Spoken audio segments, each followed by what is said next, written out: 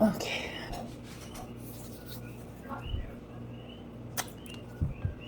Aloha my kako, what is up everyone? Welcome to my channel. If you're new here and this is your first time stopping by the table of truth as I connect with self and align with divine. Or welcome back if you've already taken time to subscribe to the channel. I greatly appreciate you. I know I say that in a lot of my videos and it just seems kind of repetitive to the ears by now, for those of you who have been sticking around and who do fuck with me. But I really do mean it, because it can be a struggle sometimes to even get on here and make content, because I'm a regular person and I go through regular shit too. And some days I just feel like life can be a bit overwhelming and I can tend to get discouraged along the journey, especially coming to this particular space and sharing Ike knowledge, wisdom, whatever is meant to be seen, spoken, and shared with you guys in the means or in the way of truth. Like sometimes it's discouraging when I myself am going through stuff, but I feel like it's necessary to show up. It's necessary to show up every single day, not only for other people, but more especially for yourself. Never give up. But with that said, I figured it's evening time. It's early evening on this rainy Sunday. We are about to start a new, I don't like to use the word week, but that's what we call it. It's a new week ahead. Tomorrow is Monday. So by the time you guys see this video, it'll probably be tomorrow or Monday, maybe Tuesday at the latest. But I feel like even though we are stepping into a new week, it is definitely not a time to be weak. This is a time to really gather our strength, gather our perseverance, our resilience, and really charge ahead for the upcoming days. But the first step that we must take is to acknowledge what's going on in the present moment. So I'm just kind of chilling here at my kitchen table. You might hear a little background noise. My son's watching a movie. And I want to tune into more specifically these Black Moon guidance cards, because today especially, I've been hearing a lot about natal chart in my conversations with divine. Something about really analyzing your natal chart is going to be coming into play very, very shortly, or within this present moment. So these are like astrological guidance cards. If you have them, you'll know what I'm talking about, but I don't know, I just felt the need to come on and really tune into the cards, because there's aspects of your chart that really have to kind of be dove into. Mercury Retrograde, reinvention, and this is actually where we're at right now, if I'm not mistaken. We are in the process of Mercury Retrograde. I'll put some information on the screen as I edit. I will most likely look it up so I'm a little bit more familiar, but just offhand, off the top of my head, we are going to be in heavy Mercury Retrograde. But let's look into our guidebook and see what it has to say more specifically about this particular card number 51, if that means anything to anyone. But this is definitely shifts, definitely changes in our life path and our life patterns, if you will. So let's go ahead and look into the book on this one. All right, actually I had to run out to my car real quick and grab it because I left it there. Whew. Okay. All right, so Mercury Retrograde, the card about reinvention. It says, Mercury Retrograde is regarded as a time when things tend to go wrong. In actuality, it marks a 3.5-week period where any important actions should be postponed. About 3 or 4 times a year, Mercury goes through a motion called retrograde, which means to go back or retreat. But although Mercury, the planet of slippery wit, fluency, and adaptability, this inner planet so close to the sun, appears to be going backwards, it's not. The retrograde movement of a planet is just an illusion because the Earth is orbiting the sun at a different speed than Mercury and the other planets. Still, from an astrological point of view, planets in retrograde motion cause potent effects on the Earth below. No planet goes retrograde as often as Mercury, because it is never more than 28 degrees from the sun.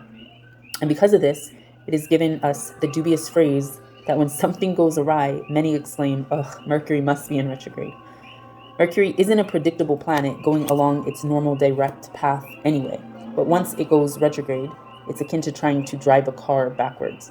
All things ruled by Mercury suddenly begin to wobble and go off kilter, which is the energy I was feeling in a video that I recorded but didn't put up, but I had mentioned it in my last video before this one, that I was feeling a lot of like solar and sacral plexus, or solar plexus and sacral chakra chaos, confusion, anxiety, stress, burden. You know, there was a lot of anticipation and like anxiety within the gut area. And that was weighing down the emotions in the heart space. And of course, when we tend to allow emotions to burden our heart space, it can cause a little bit of trouble with our communications and speaking our mind and such. So this particular card, according to the guidebook, is in correlation with the Two of Swords tarot card in the regular deck. So in brief, this is about glitches or missed communication, carelessness, cancellations, misunderstandings, or unfavorable time for explaining or solving arguments. It could be an eruption of quarrels. So there's a lot of shit that has the potential to go awry in this present state. But if that is something that needs to be looked in, if that is something that you're experiencing and needs to be looked at in this particular moment, I would suggest looking at your Mercury sign, or what aspect of Mercury your natal chart happens to be in. But let's move on. Well, Pisces, we have the Pisces card that came out. So if you have a predominant aspect of your chart that plays on the Pisces zodiac sign, I would definitely look into it. So this is card number 24.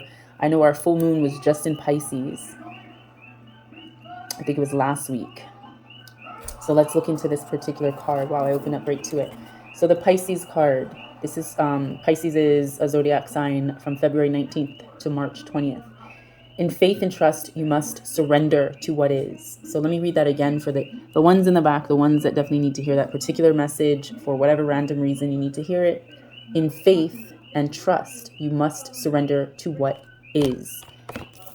Despite what might be going on, what might be happening, what might be going awry, what might be going amiss, what might be, stirring up and brewing in the pot, we have to have faith and trust in what is. Pisces, the double fish, is ruled by Neptune, god of the waters, oceans, and seas. It is a mutable sign, its home being the 12th house of self-undoing. Damn. So 12th house energy, you definitely need to look into.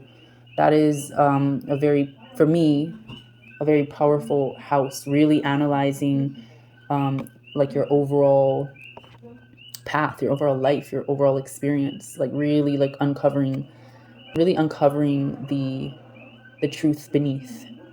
So let's see. It's a mutable sign, its home being the 12th house of self-undoing. It is mysterious and unfathomable, but can indicate a life that needs clarifying as well as definition. So Pisces is the last sign of the zodiac and symbolizes the old soul. One who has, I was thinking past life. One who has passed through many lives, has picked up much here and there, and experienced almost everything along the way, but sometimes doesn't process things well and tends to repeat mistakes. So this is definitely like, what have you learned on your spiritual journey? This is definitely looking at past lives, recognizing past histories and past experiences, and really just uncovering your own bullshit. Pisces is a beautiful sign with much compassion, denoting true visions that link up with the collective. Those ruled by this sign know much, know it all deep down, but have trouble sorting matters out. They are able to sense deeply, except for certain things extremely bad for them, which turn into mishaps and disasters, which are those mistakes that you might repeat because you haven't learned from your past life. But what I'm seeing with this particular one is look into your natal chart. Whatever particular planet or house that you have that might be in Pisces, please look into that. And of course, you're going to need your time of birth, place of birth, or location, and things like that to really look into the specifics of your house and your planetary placements. But yeah, I'm really seeing that with this Mercury retrograde, look into your Pisces placements in your chart, because those are the areas that you specifically need to look into. All right, what else divine does collective need to look into? Mahalo nui. Your first house, which is the body, that's kind of like how you're viewed, how you're looked at. That's in correlation with your rising sign. So really looking into your first house, how you are overall measured or perceived, I should say. So let me look real quick into the guidebook. Move ahead with confidence. You are rising. Yeah, this is in correlation with your rising sign. The first house in astrology begins with the ascendant, the astrological constellation rising over the eastern horizon at the time the chart is cast. In the natal chart, the ascendant represents the moment you were born, your time. Yes. Like the sun and moon, the first house is one of the most important parts of a horoscope. The first house represents your physical appearance, how your body works, and where your strengths and weaknesses lie. It is the beginning to everything. The first house is also the mask that everyone else first sees, again, like how you are perceived. Although the first house is the house of self, it is also the persona you project. It is how you relate to the world first. If the first house card represents itself in a reading, it means you will soon be feeling your own strength. Although it may feel natural just to take over and assert your power, you may need to pull back some. Try not to control or dominate certain situations, as this could backfire. More positively, people may feel comfortable now with you as their leader and they won't mind following your lead. All right, so with this particular card, number 25, if that means anything for anyone, first house energy is your rising sun. It's in correlation with your rising sun. Maybe this is time to pay attention to your physical being or body, but also to look at your projections. Look at how you are being perceived based on what you are, what energy you're giving off. And this particular card correlates with the Fool card in the traditional tarot deck. So some of the key ideas is about appearance being the subject of your question. So the way you come across is what this card means. It's beginnings or new projects, new starts. And it's the face that you show the world. So looking into that. So right now we have Mercury. So looking into your Mercury sign, because we are in retrograde currently, your Pisces placements, and your first house or rising aspect of your chart. We also got Saturn, truth, really diving into the inner spaces, the inner truths of self and soul. That's card number 8, or sorry, card number 6. I'm seeing life path number 6 with this particular one, if that means anything for any of you out there. And the last card we got here was South Node, life's debts, card number 42. So let's take this one at a time. I'm going to look into the Saturn card real quick. Whew. The Saturn card, wow. This card, again, diving into the innermost spaces of self and soul, really like going on that deep dive journey of truth. This correlates with the Three of Swords cards in the traditional tarot. But in brief, this is about restrictions, having tough luck or being put on hold or feeling denied, something flawed that needs to be corrected. The truth, what you need to know, what is solid in your life, working hard, This is definitely more of a divine masculine energy about grandfathers, fathers, husbands, taskmasters, authority figures, sages, wise persons, learning through hardships and emotional pain. So a quick little excerpt on the Saturn. Oh, Kalamai, I got briefly cut off there. So a quick little overview about Saturn, card number 6. This card says that it may feel bad now, but it's going to be resolved. Again, Mercury retrograde energy. It might feel bad now, but it's all going to be resolved. Saturn is the planet of the Reaper, the Lord of Karma. And this rainbow planet represents what is tangible and solid in our lives. The Greeks called Saturn Kronos, and Kronos was the father of Zeus. Cronus, not Kronos. So Cronus was the father of Zeus. Cronus devoured his children to prevent losing his throne as king of the gods. Saturn in astrology is often referred to as the god who ate his own children, because the energy of this planet seems to show no mercy. But Saturn is not exactly cruelty. It simply points out what is true and cuts away what is delusional or no longer useful. So cuts through the bullshit, doesn't sugarcoat shit is what I'm hearing. When this card presents itself, know that you are being challenged. It is time to make it or break it. Life may seem harsh and restrictive. You are facing an enemy who may be yourself. Let me say that one more time for the people in the back. You are facing an enemy who may be yourself. Saturn shows us that. And at times, it is our better interest not to have those things we want, and that if we were to have them, they could lead us to our destruction. So this is, I'm hearing discipline too. This is really like keeping yourself on your path. This is about helping you face parts of your life that you may dread, but you simply must fulfill. All right. So the journey is going to be rough, but really doing the deep dive, looking into your natal chart, is really going to open up the motherfucking truth.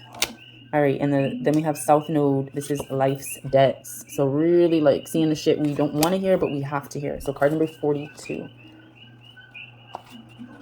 So the South Node. This represents a karmic point in our charts where certain matters must be discharged or cast off. And I was talking about this in a few of my last videos, basically talking about that release, that those emotions, those stresses, those doubts, those debts that we hold ourselves or hold within ourselves. It's really a release, a discharge, casting off or cutting those cords in order to develop and move on towards greater things. It says the southern lunar node is also called the dragon's tail, and this is where most past karma lies in the astrological chart. The south node is the place where we are challenged and growth occurs through some kind of pain. At the same time, so this is really just uncovering. Again, we had the 12th house energy coming through with the Pisces card. So really looking into your bullshit, uncovering your bullshit. Really, yeah, this is really looking into some deeper aspects of yourself and calling self out.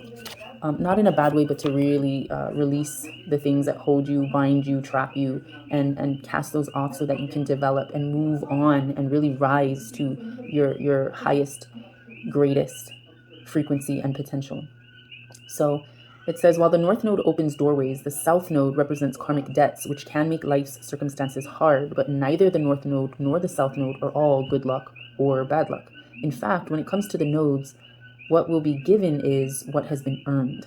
There is no other way of getting there without the toil and effort. You got to put in the fucking work. You got to put in the shadow work. And that's where we're at right now through these retrogrades, is really, really paying our dues and making our offers, our offerings to divine. So when this card shows up in a reading, it's a turning point. It's a time of endings and beginnings. Understand that there's something about to close, a chapter, a book that's about to close. That's what I'm hearing.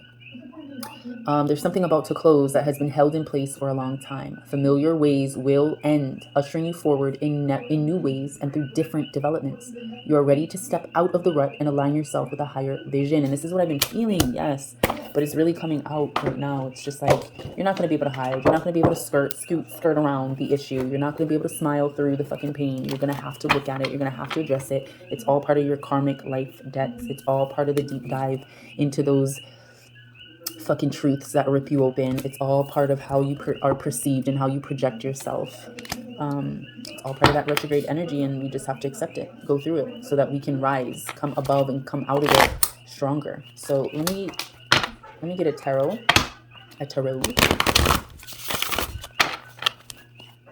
See what's the vibe for collective in terms of facing these issues. What does our future have in store as we go through this maze of retrograde and karmic debt paths? Again, I did mention life path. I'm thinking life path 6. It's coming up in my mind's eye. Again, for someone that needs to hear that, life path 6, calling you out. All right, whoa. Let's see what we got. Life path 6. The world in reverse. The world in reverse is just speaking on your current situation. There's so much potential, so much success, so much abundance, so much wealth of health and physical prosperity. But right now you're kind of stuck. You're stuck in your past life. What did we get? I think the Pisces card was speaking on past life energy.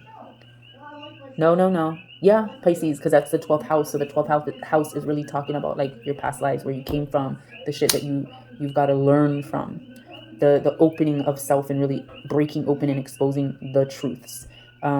What we have on the table right now and everything that I've spoken about right now, I'm hearing the world has stopped for you in this moment. You're like, damn, that is really calling me out. There's certain aspects that you're going to find out about when you dive into your own natal chart that you're going to be like, damn, bitch was right, like fuck. All right, that's something I got to definitely work on, or definitely look at, or definitely see in order for the tables to turn and the waters to churn and things to start to move forward. But right now you're like, I'm hearing holding your breath. It's like, it's hard to breathe right now because there's some shit that you got to acknowledge. There's no way around it. If you want to rise, you want to be better, you want to evolve, there's no way around it. You got to look at your fucking shit. You got to look at your attitude. You got to look at how you nurture. You got to look at what the shit that you believe, the stuff that you project, the truth that lies within, the karma that you done fucking created. You got to look at it. There's no putting fucking pretty little bows on it. Putting pretty little bows on bullshit. No doing all that. And right on the world card in reverse, we have the lovers card in reverse. So there's like a disharmony, disconnect. And maybe that's that south node. Certain things are going to have to end in order for you to be able to move ahead, move forward. And that might particularly be a relationship of yours. So if this resonates, let it be. If it doesn't, let it go. But it might be speaking on the relationship you're holding, like an actual relationship. But if you're not in a relationship, take this as the relationship you have with yourself, the imbalance that is within you. But I'm definitely seeing, because it fell on the world card, it's like the world is ending and your love is lost, but it's for the best. Like some chapters have to close, some books have to be just set aside or like completely finished before you can move on to something new, so that you can rise through the pain, through the trauma, through the stress, through all of these conflicts or conflicting energies, karmic energies. Like you're able to now rise, King of Swords, rise through those situations with dignity and really like heal your divine masculine abilities to push through, to learn. We have the Hierophant to really press forward with our wisdom, with our knowledge, with our offerings. And we have